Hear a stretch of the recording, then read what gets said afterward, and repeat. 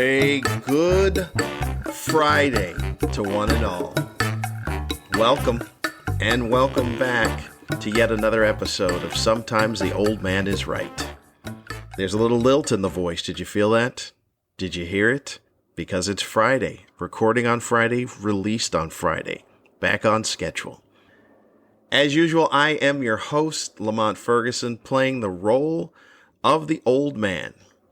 This will be the final episode for a while of the old man on land, because Sunday I got to get ready and jump on another ship. How you doing? Thanks for being here. Thanks for coming back. What's the good word? I hope you had a good week. Mine? Well, thanks for asking. It was all right.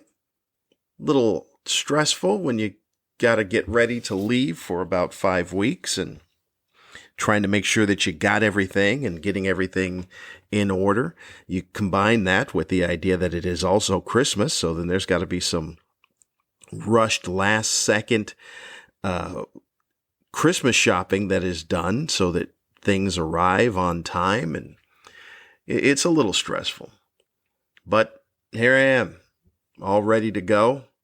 Got my test, the regulatory, the probing of the nose. Good grief. This is never going to end. So I just am back from a COVID test, which then on Sunday I'll get another COVID test before getting on the ship. I'm pretty sure that's how it works. I think I see the pattern. So all is well on this end. Omicron hasn't gotten me. Got to look out for Omicron. Omicron's coming. Even though every expert is saying we kind of need some more research on Omicron, the media goes, nah, that means we got to panic everyone. We're not going to wait. Bring on the panic, because that's the media's job. Just get everyone in a tizzy. What do we know about Omicron? We don't know. All right, then that's good enough for us. Bring on, release the panic. Dropped Olivia off at school today. We didn't walk today because she woke up this morning feeling a little ill. She had a little stomach problem. And then after about an hour of resting, she got up and said she felt good, and then took her to school. It's an early day today. Normally it's out at 2:05. Today is out at 1. I'm not really sure why. I do know that there's something going on as far as the national thing, that there was a TikTok trend that warned of school violence. As a matter of fact, I think it would call it National School Shooting Day or something like that on TikTok. So a lot of schools are either closing or everyone, they got law enforcement on high alert. Even though the article says, law enforcement says there's nothing credible about this. But, say it enough times, run with the story enough times, and then it becomes something. This is a great time to be living, isn't it? Is it a great time with the media and their whole agenda and scare tactics? If it bleeds, it leads. We'll just keep saying it over and over again. Then you have social media, because TikTok is social media. But, I don't know if I talked about TikTok before, but I tried even looking at it. And my assessment that TikTok was stand-up comedy in the 80s, because every video is everyone doing the same 6 jokes or the same 6 things. The forget-me-not dance and it's the same stuff. And with the reels where the people do the voiceover, I don't get it. Again, not for me. But we got the TikTok, and we released that to the masses, and then young people jumped on it. And then they canceled schools because it was anyone ever thought that maybe that was the whole objective, was to get the schools to cancel? You think that the young people are going to let the plan out in a viral message on TikTok to where adults go, oh, we caught you. That's not how teens work. Your whole idea is to stay ahead of the grown-ups. You're not going to make a mistake to where you just go, hey, we're going to trend this out there and now watch the grown-ups run around. Like I said, social media was a horrible idea. And then we gave it to the most irresponsible people, which is young people. I can't imagine it being used incorrectly and used for evil. How did that happen? That seems weird that would happen, doesn't it? No, it doesn't. Speaking of Olivia, the rock collecting is continuing. Here's a weird thing about it. My wife had brought this up, and then I also looked it up, that according to psychologists and, child development experts, rock collection at that age is normal. She's on the normal path of child development because it teaches them a lot of skills in rock collecting. Oh, no. Now I'm thinking about, I don't think I collected rock. I had maybe some limited interest in rocks that looked weird. You get one of those smooth, oval or circular shaped rocks. That looks different. Not just rocks in general. I'm not looking at gravel and looking at the composition of the gravel. But a weird rock, yeah. Shiny, glittery, smooth, but okay. I'm thinking maybe I missed out. Maybe my development got stunted because I had no interest in rock collecting. But according to the child development people and psychologists, it's normal. It teaches them values. It teaches them to put a value on the rocks. It teaches them about the different types of rocks, classification. A whole bunch of skills are in the rock collecting that I had no idea. So that's normal. So as much as I said it was weird, apparently I've been corrected by professionals to say that it's normal. And you know what I say? Still weird. I don't care what you say, what your degree says. I live in the real world where it's still weird. But all right. Things can be weird and acceptable. It doesn't make them any less weird.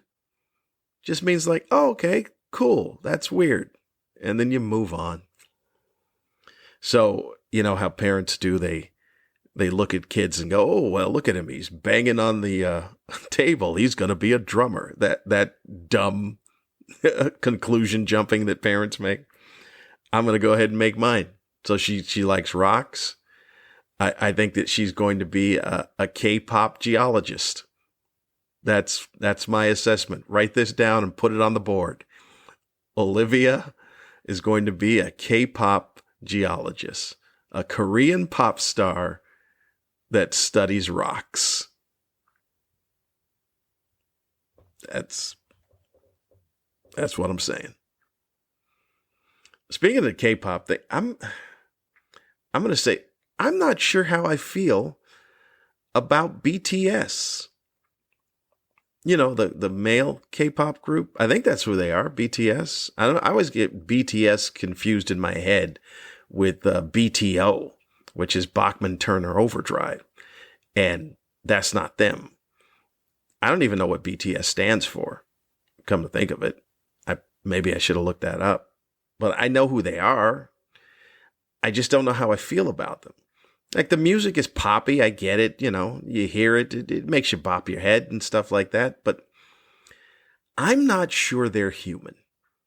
Have you taken a close look at them? It's 6 dudes that are beyond metrosexual. Like, I don't know what the next step is, but I'll tell you right now, I take it back. I say I don't know what the next step is. Beyond metrosexual, android.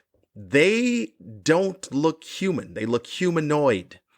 They might be androids, is what I'm saying about BTS.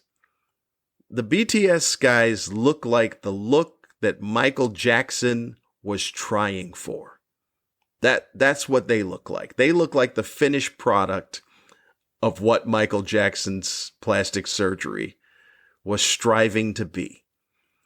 Very sharply dressed, you know, I'm sure that's their person that's in charge of the, what's it called? The brand.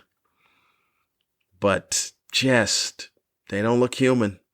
They don't look like people. I don't know how I feel about that.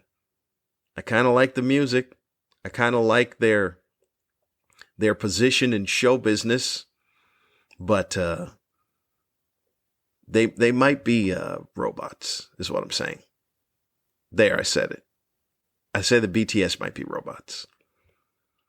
Which also reminds me that we thought that robots were... You get the feeling that we thought robots were going to be a much bigger threat than they are right now. Everything we fill out online is out of fear that a robot may be doing it. You see the commercial with the robot trying to fill in the thing. I think that's a Geico ad. Geico's killing it in the ad department, by the way. When the robot say, hey, is this an S or a 5? And then he gets frustrated. That's hilarious to me. Well, I do think that we thought that they were going to be a bigger threat. And maybe that's where BTS comes in, that they're actually robots. Because like I said, we're filling out every form. Look for the street signs. Look for a thing that has a bridge in it. And then the question is, are you a robot? Which is a weird question just to be asking point blank. You should have just asked that ahead of time. Are you a robot? How many robots are they catching with that question? That's a good question. How many robots are you catching with the are you a robot question? Because I guess if you really think about it, yeah, that'd be the last thing you'd expect to be asked. Are you a robot? And you'd be caught so off guard, you'd have to tell the truth. Yeah, I don't think that we know what the future is. Because remember, we also thought the dipping dots, you know what those are? They advertised it. Ice cream of the future. Dipping dots. Ice cream of the future.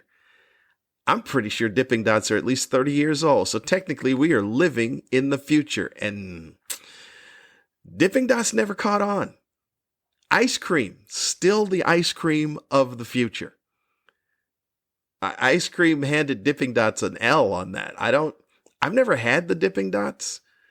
Or maybe I had, because it's just the dots in a cup, right? I think they overshot that. They overshot the value and the worth of what ice cream was going to be in the future. You know, I'm going to tie in the things that are odd looking. You know, I got my shows. I watch some shows. I enjoy watching, just sitting down and watching some good television. And good is by my standard. I don't care what your standard is. I don't care what you think, oh, that's not good. I don't care. I can't trust anybody else. The Bachelor is still on the air. Okay? The Bachelorette's still on the air.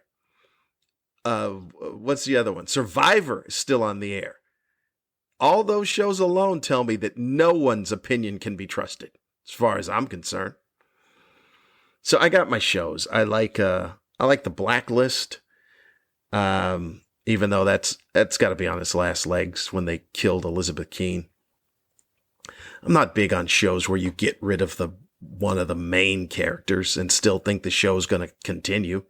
That's why I stopped watching Homeland. Once you got rid of the dude in Damian Lewis, I was out.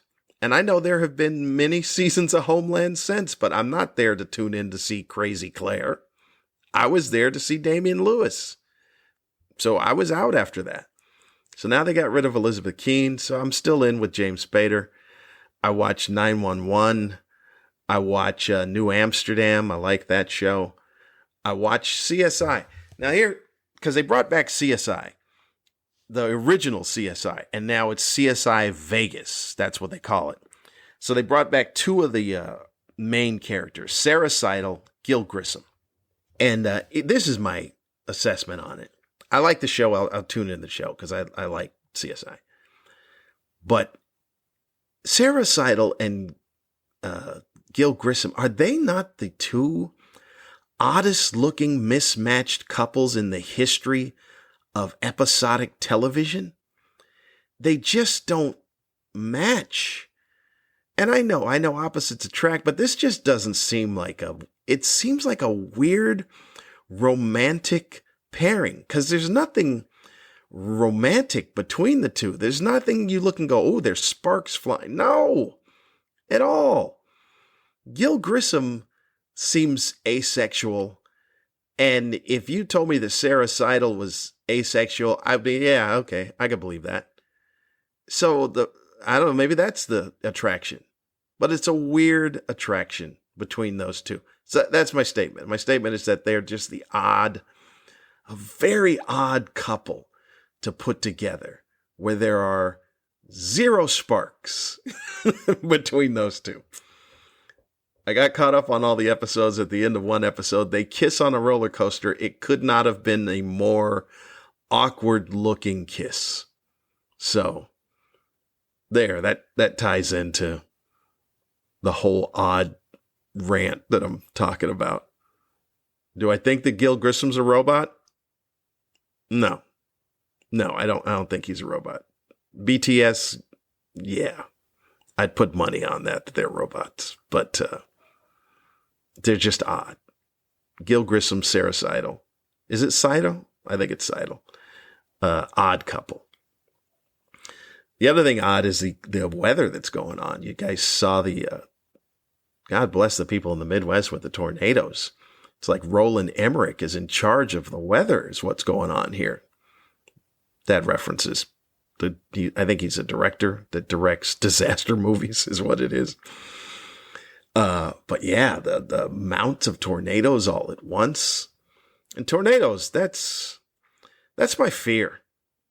That is my big fear. Now, having been born and raised and live in California, I know you would think it might be earthquakes, but earthquakes have been around for my earliest memory.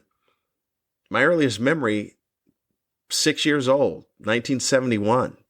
There was an earthquake in Los Angeles that was pretty huge. You can look it up if you need to. It was a pretty big earthquake, and I remember that earthquake.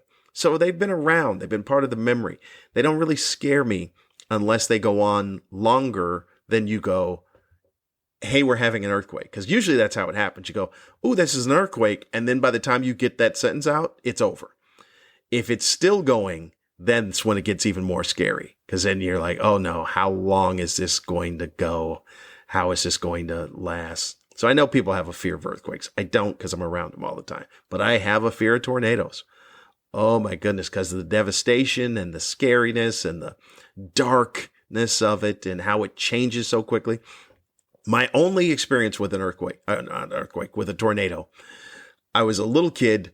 I was in Oklahoma with my grandmother. We were visiting extended family members that I don't even remember who they were. And we were outside in a park, a giant park across the street from the house. And if you've been to Oklahoma, you know it's a lot of open space. It's a lot of open space, a lot of open land. And it was a clear, sunny day. And then we were outside playing, me and some other kids. And then I remember seeing at the doorstep across the street from on that house, the doorstep of the house that we were at, is all the adults yelling and screaming to get in the house. Run, get in the house. So we all just start running. And it took a while because, a lot of space, a lot of land. And I was a little kid. I don't know, maybe 10, 12 years old. And got inside, and then a few minutes later, it just got pitch black dark and started to rain. So my assessment is that it was a tornado, and they knew it was coming, or they saw that it was coming, and they just told us to get inside. Because you would have not thought there was a tornado on a clear, sunny day at all. And that is what also scares me, is the fact that it can switch like that. So, like I said, it's a weird type of Roland Emmerich, John Cusack, Nicolas Cage type of weather events that are going on in the world. And yet, we'll still claim that there's no climate change. Anyway, I'm going to go out on record on this one and say, I like Ben Affleck. Can I say that? That I like Ben Affleck. I've always liked Ben Affleck. I like him in the movies. Whatever movie he's in, I never saw Good Will Hunting, but I've seen a lot of Ben Affleck movies. And if I see Ben Affleck's in a movie, I'll go, hey, let me check that out, because I like Ben Affleck. He seems like a decent person. And I know he gets a lot of flack. I don't know what the flack is. I think mostly it's just jealousy, anger and jealousy over Ben Affleck and his career. But I like him as Batman. I had no problem with him being Batman. I have no problem with him being Daredevil. That seems to be the one thing where they go like, oh, we're so angry at him. He ruined Daredevil. He ruined Daredevil? There was no Daredevil before that. What was the other Daredevil movie before Ben Affleck? There wasn't one. I thought he did a good job. Again, I think it was the anger over the fact that, oh, he's in the movie and Jennifer Garner's in the movie and then he ends up being with Jennifer Garner. So that's all the anger is. Just, like I said, a bunch of anger and jealousy. But I like him. And this is, again, a knock with the media. You know, hey, we don't know anything about Omicron, but we're going to panic you. He gave an interview on Howard Stern a couple of days ago. Now, I've not heard the interview. I've heard snippets of the interview, and it just seems like a good interview. I'm a big Howard fan, and he does really good interviews with long-form interviews. And I like listening to the clips of it, and it sounded like it was just a raw, honest, open interview given by Ben Affleck. And yet the media heard it and said, let's take sound bites out of this.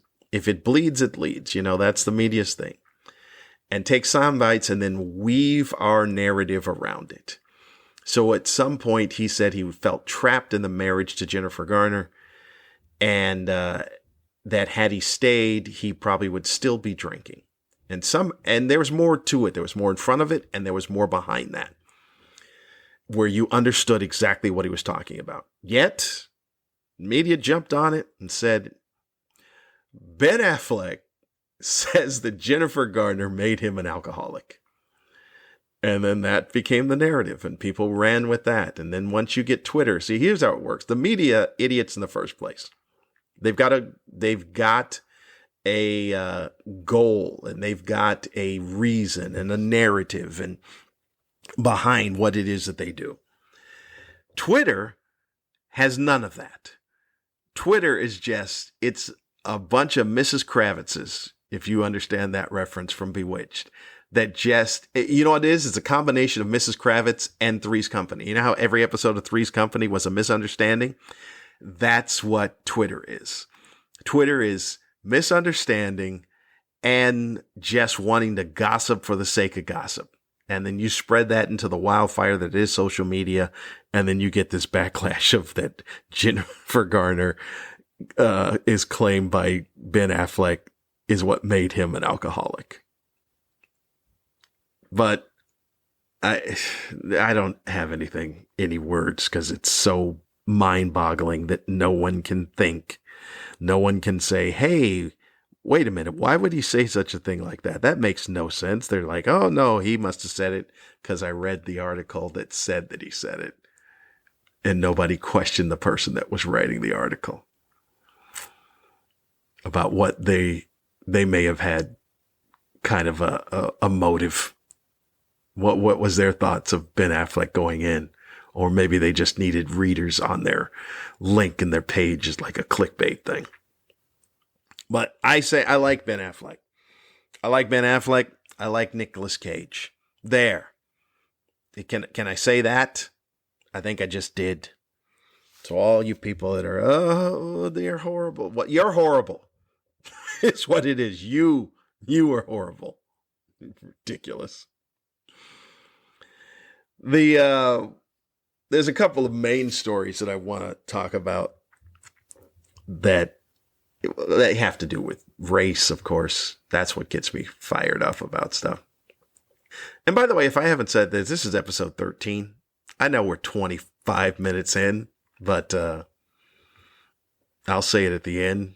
But this is episode 13. I should have said that earlier, but I'm saying it now. So anyway, I read an article a couple of weeks ago about a woman that looked white, visually, aesthetically looked white, but she's black.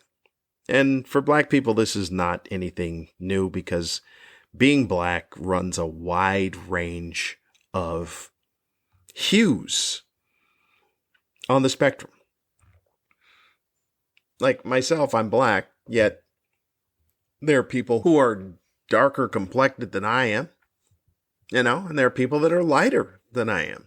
So it's a, like I said, it's a spectrum. So this woman looked white, but is black. And she just wrote an article about how various white people in her life felt comfortable to make the most racist comments to her because they thought that she was white. And to me, that is always funny because there's a lot of people that want to believe that there is no such thing as racism, or that racism, whatever it is they say, isn't as bad, which is weird because just the word bad is still in there. But they try to make it seem like it's gone. You have those idiots that say, oh, racism disappeared when Obama got elected. Matter of fact, isn't that Mitch McConnell? Mitch McConnell said something asinine like that. But he's old and not smart. Not that those two things have anything to go together, but the fact that you'd make a statement like that tells me that you don't come from a good breed of intelligence in the first place. But people do believe that. And it's always stories like this that always make me laugh because to me, it's like, you got caught. You got tricked. I'm sure they feel like they got tricked. You used a person that looked like us and then you tricked us into making us feel good. And then we were saying the stuff that we would normally say. But yeah, a lady, she said that her neighbor, she had a Black Lives Matter sign in her yard, and a neighbor said, why do you have that? Because all those people do is kill each other, which I don't know. She couldn't have been talking about all the Black Lives Matter people do is kill each other, because that's a relatively new organization. And it's not the movement. You understand there's a movement and an organization. Neither one are known for killing each other. So the only thing that they had to be referring to was black people.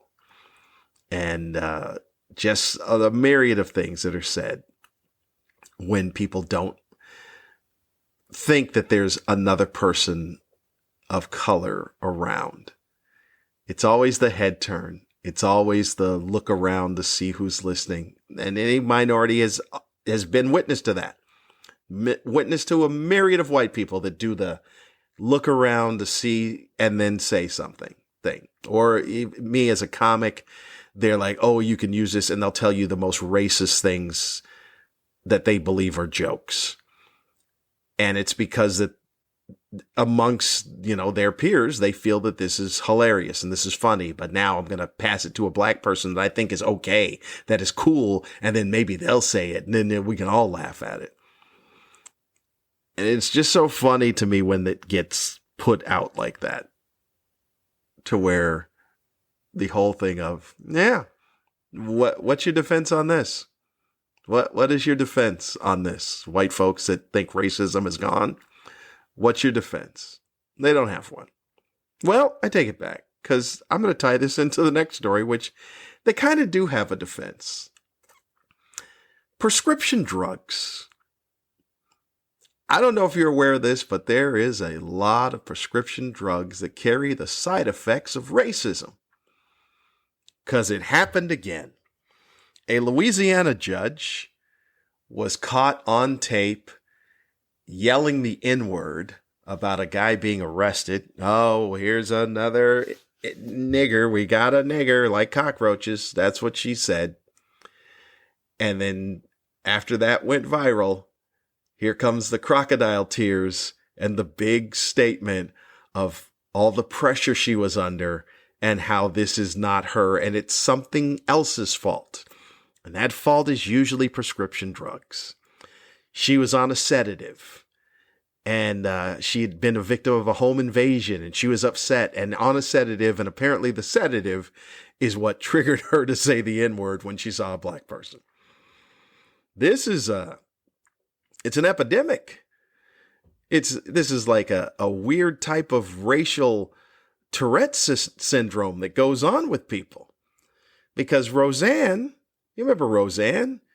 She had made I forgot, it was a member of the White House staff, and she made a comment about her that was pretty racist, because I think she called her a gorilla or something like that. or some type of ape or something, and then said, "Oh, I was on Ambien. That's what did it." And then the guy that was the sports announcer, sportscaster for the high school basketball team, and he said, "Oh, I'm a diabetic, and that's what made me racist." So all these things, they're drugs. I don't know. We need a study on this because apparently white people have a propensity to have these horrible racist side effects. They need to put it into the ads. You know how at the end they rattle off all those side effects? Could cause loose stool, diarrhea, passing out, blah, blah, blah, blah. They need to put racism in there to the point where you go, did they just say racism? Yeah, racism. They need to put that in there. No one wants to admit it. It's always weird about this because they always, and by they, I mean white people that have this mentality, always want minorities to take responsibility for yourself and your life. Take responsibilities for where you are in your life. Pull yourself up by your bootstraps and take responsibility. Because when a black person has committed some type of crime, or a person of color has committed some type of crime, and they go and they say, "Look, I had a bad childhood, I had a bad upbringing, and this is what my circumstances were," they say that, those people always go, "Well, that doesn't matter because you have to take responsibility for your own life." They sound like that, like a I don't know, an old person from an English, from the old English times. But whenever they are caught with racism, being guilty of it, they never take responsibility. They always point the fingers at, "Oh my goodness, this was this drug. Oh, it had to be this because I'm not racist. There's not a racist bone in my body." Instead of just saying, "You know what? I got some work to do." I'll tell you the truth. I didn't know that I was capable of that, but apparently I am. And I've got work to do to become a better human being. And I greatly apologize, sincerely apologize for anyone that I offended. I just got some work to do. I never hear that. That would be the human thing to do. That would be the adult, grown up thing to do. But they never do. It's always a drug. It's always someone else's fault. And they always pin it on something except for the real problem. Why don't they just say the honesty of, I have really shitty ancestors.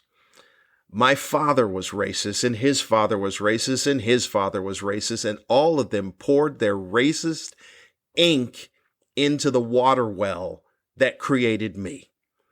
And that's where it came from. And I'm very sorry. But they never do that. They will protect the outside influences that made them racist and pin it on the pharmaceutical company. The pharmaceutical company is like, "Hey man, look, we've done a lot of things, but create drugs that make you racist is not one of them. Sure, we've tested on animals and we've done all these things, but racism?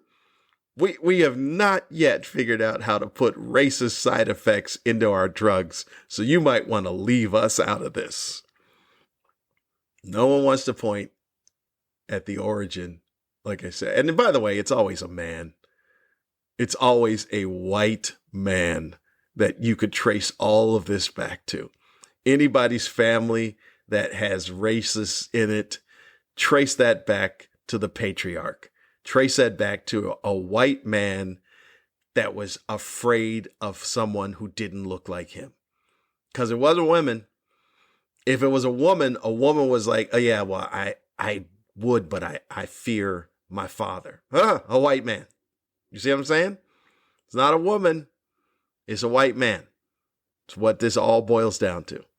So this idea that sedatives make you racist and diabetes makes you racist and Ambien makes you racist. No, your shitty heritage is what makes you racist. Point the blame where it belongs. Well, this is odd that this is next. This has nothing to do with race, but Kim Kardashian, I know, I should have ordered that differently. Kim Kardashian's going to be a lawyer. And I say good for her. She gets a little backlash, of course, from the media. You know, the media, they've got their narrative, they've got their objective. They said Kim Kardashian passed the baby bar exam. I'm an old man. I have never heard of the baby bar exam. I've never even heard that phrase that is called the baby bar exam. I've heard the bar, but I never heard the baby bar. And I think it's only because Kim Kardashian is doing it that they go, we're going to diminish it. Yeah, it's a bar exam, but it's a baby bar exam. And again, like I said, this is what makes me hate the media even more, is this idea. Just report the story. I don't need your twist into the story. What's the story? Did she pass the bar exam? Yes. Okay, she's going to be a lawyer? Okay, fine. But this idea that it's the baby bar, it's not the real bar. Shut up. You're a baby media. That's what you are. It's not real media. It's a baby media. Give her props. Give her props that she has built an empire, because that's what they have, that whole family. It's an empire that no one necessarily knows what it is they do. Kim Kardashian, I think she just is Kim Kardashian. I mean, she has a line of products and stuff, so she is producing something, but I don't really know exactly what it is that she does. You know, everybody knows, oh, it's the sex tape again, let's stop putting the shame on her and Paris Hilton, because neither one of those two are the two that released those tapes. Those were the dudes that released the tapes. And here's the other thing about it. How come I never hear those dudes being interviewed about the tapes? I see Paris being interviewed. I remember when she went on Letterman and she was being interviewed about the tape, and everyone kind of whispers, oh yeah, the Paris Hilton sex tape or the Kim Kardashian sex tape, but nobody ever talks about those dudes. Again, it's that weird society that we live in where America wants to be something that it's not. We want this puritanical society that we've never been. We've never been that. But it looks good on paper, and it looks good when you present an argument, and a woman should be virtuous and wholesome. Can she just be happy? Can she be confident within herself? Can she not be compared to other ideals of what you think that she should be? Because men don't have that. Nobody is compared. This is what the man should be. Those dudes released tapes, and these women were left to bear the brunt of the ridicule of these tapes. And they built an empire. Now, Paris Hilton already had an empire. She's Hilton. She's the hotel people, for crying out loud. But Kim Kardashian didn't. And she built something, and that whole family built something. And as much as I do not care for their show or anything about them, I do have respect for what they've built. And if she wants to be a lawyer, let's not forget, she comes from lawyers. Her father was a lawyer. Are we not remembering that part? That Robert Kardashian was a lawyer? So I say kudos to her. And then that she builds that empire. I'm all for Kim Kardashian taking over the world. But I won't watch. I won't. I got my shows. They're not on my list of shows. I think that is about it. I've prattled on long enough. Oh, there was something that was a sports thing. The Georgia Southern women's basketball team beat a team 133-15 in Division I women's basketball. Now, here's the thing about this when I bring it up. Because remember when I told that story about the high school basketball team here in California that won like 106-0 or whatever it was. And then there was a big backlash. Dick Vitale got on television and said this was so unsportsmanlike. And then the principal apologized. I've not heard a single word about a 133-15 basketball score as anything being unsportsmanlike in it. So apparently the outrage only takes place during men's sports. the sports that you consider to be real sports. Look, I've been to the Georgia Southern University. It's in Statesboro, Georgia. I've actually done a couple of shows in Statesboro. And it's a nice campus. It's a really, really nice campus. And these women put a beat down. 133 to 15. 15. I can't imagine only scoring 15 points in the entire game while the other team run up 133 on you. I did some more research on the school they beat. It's a Carver College, which is a Christian college. It's a Bible school. I don't know how much time for practice they had put in for the historically black Bible school from Atlanta, Carver. Why do you even have a basketball team if you can only put up 15 points? Like they must have a lot of money at this Bible school, the Bible college, that you can even field a basketball team that can only put up 15 points. 133 to 15.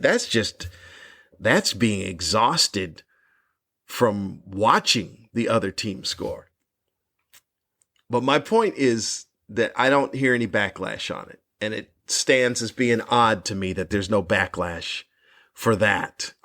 But there was so much backlash for the boys in high school. Again, more the duplicitous nature that what America is versus what they would like to be. As I said, I've gone on long enough. On Sunday, I'll hop on a ship where I will be for 5 weeks. And I will try to put out the episodes or figure out a way to put out the episodes for Fridays and do what I can. It's San Diego to San Diego. So every Sunday in San Diego, I should have a signal and be able to at least pre-record the episodes. So I'll do what I can. I appreciate you. I thank you for always tuning in, seeing what I'm up to, seeing what's doing. I've had a nice week. I got to co-host on the Critical and Thinking podcast with Ty Barnett. That's Ty Barnett and Ian Harris. That's on Thursday. And this past Thursday, yesterday, I got to sit in on that. And that was fun because I would normally be sitting there watching them anyway. So I'm slowly creeping into dominating all podcasts. All right, that's okay, just the 3. I dominate the weekend. That's what it is. So on Thursday, I'm going to give a little plug there for Ty Barnett, Ian Harris, Critical and Thinking. That's podcast. You can check that out on Facebook Live. And also Friday, of course, you have new episodes of this one. Sometimes the Old Man is Right. And on Mondays, which may get switched to Sundays, it's the original, A Good Green Room, with my hilariously talented friend, Lewis Johnson. So that's your weekend, man. I'm dominating the weekend. I'm putting up numbers that are Steph Curry type of numbers for weekend entertainment. So tune in and see that. That's on Facebook Live too, A Good Green Room. All things Lamont Ferguson can be found at lamontferguson.com. You know the drill. And as always, like I said, I thank you for tuning in. I thank you for being there for me. You can email the show at oldmanisright@gmail.com. I said a lot of things this week. I said a lot of stuff. Some of the stuff may be outlandish. Okay, maybe I may be off base to saying that BTS is robots. Okay, maybe I'm a little off on that. Sedatives don't make you racist. So I may be off on robots, but I'm right on some other things. Because sometimes the old man is right. I'll see you next week.